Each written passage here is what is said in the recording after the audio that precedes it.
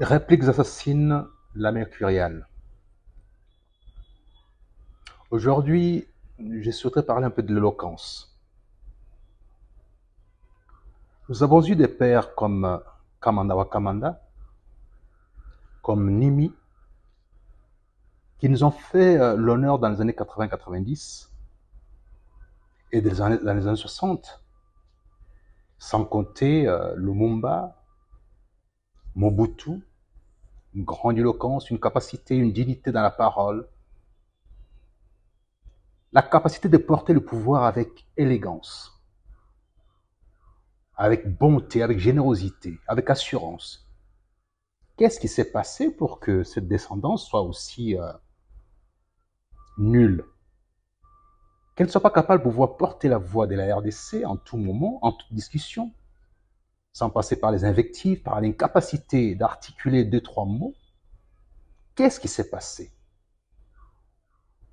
Je dirais que c'est la démocratie, que nous conjuguons dans notre pays comme étant l'outil de l'insulte, la capacité qui est donnée à chacun d'entre nous par sa notoriété acquise dans la rue, de ramener la rue dans les ors des palais, de ramener la rue dans les offices nécessaires à la santé de la nation, à la grande santé de la nation. Nous sommes descendus très bas. Y a-t-il encore un débat qui soit de nature à pouvoir évaluer les compétences intellectuelles des uns et des autres, la capacité de porter les rêves congolais, de les projeter vers un miroir qui reflète notre devenir? Est-ce encore possible ou pas? Il me semble qu'aujourd'hui, c'est non. Il n'y a nulle personne, du moins quelques-uns qu'on ne connaît pas peut-être, qui peuvent avoir un autre suffrage pour dire qu'effectivement, ces gens-là nous ont parlé au cœur de quelqu'un, ou se taire, sinon aller animer les âmes des chiens et des chats. Qu'est-ce qui s'est passé dans ces grands Congos des commencements de l'imaginaire, ces Congos de Mudimbe, ces Congos d'Engal, ces Congos de Ngomabinda, ces Congos de Kamana, Congos de l'imaginaire? Qu'est-ce qui s'est-il passé pour que nous sombrions tous quasiment comme un seul homme dans cette fange où il n'est plus question de parler, il est question d'aboyer.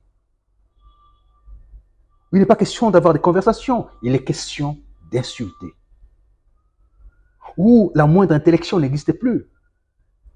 C'est les applaudissements à celui qui a une nocivité la plus élevée dans l'insulte, dans l'invective et dans la bêtise en barquette. Je pense qu'un autre Congo est possible. Un autre Congo est possible, les Congos de la solitude individuelle, de la sévérité, de la promesse, de la profondeur. Il est encore possible. Nous pouvons l'atteindre. Il suffit de bien y réfléchir.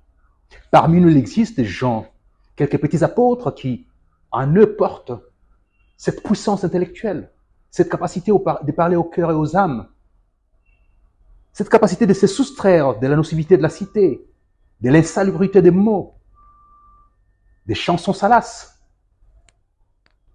Cette capacité existe. Il suffit de bien regarder autour de vous. Mais je fais confiance à l'intelligence du Congolais, du vrai Congolais. Celui de l'indépendance. Tcha-tcha.